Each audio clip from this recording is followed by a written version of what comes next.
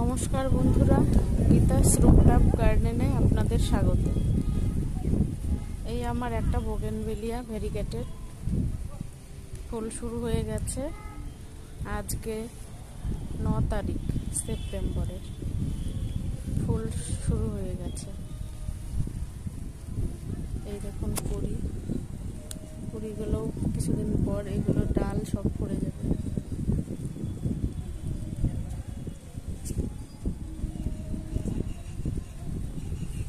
বোগেনভেলিয়ার কোনো পরিচর্যার দরকার হয় না, কোনো কীটনাশক স্প্রে করতে হয় না,